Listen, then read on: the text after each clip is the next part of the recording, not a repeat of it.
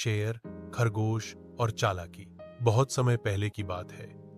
एक घने जंगल में एक बहुत बड़ा और खूंखार शेर रहता था।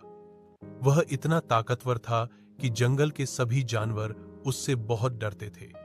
शेर रोज किसी न किसी जानवर को पकड़कर खा जाता था। धीरे धीरे जंगल में जानवरों की संख्या कम होने लगी। सब घबराए हुए थे कि अगर ऐसा ही चलता रहा तो पूरा जंगल खाली हो जाएगा। जानवरों ने एक बैठक बुलाई। सबने मिलकर तय किया कि रोज रोज शेर से भागने की बजाय अच्छा है कि हर दिन एक जानवर खुद उसकी गुफा में जाकर उसे भोजन के लिए मिल जाए। इस तरह बाकी जानवर सुरक्षित रहेंगे।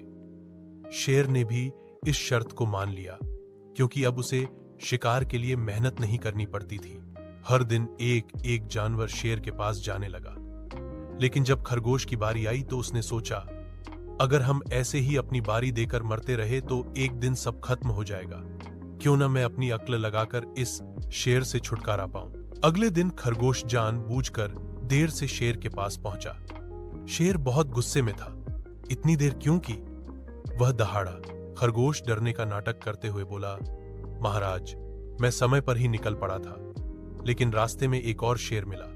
उसने कहा कि वह इस जंगल का राजा है और उसने मुझे रोक लिया। बड़ी मुश्किल से मैं बचकर आपके पास आया हूं। शेर आग बबूला हो गया। वह बोला, क्या इस जंगल में दूसरा शेर? चल मुझे दिखा, मैं उसे अभी सबक सिखाता हूं। खरगोश उसे जंगल के बीच बने एक पुराने कुएं के पास ले गया। उसने कुएं की ओर इशारा किया और बोला, महाराज, वही शेर इसी कुएं के अंदर रहता है।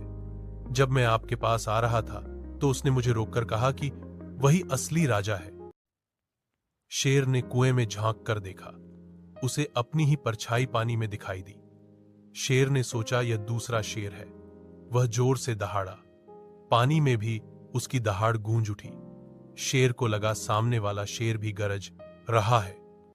गुस्से में शेर कुएं में कूद पड़ा और पानी में डूब गया।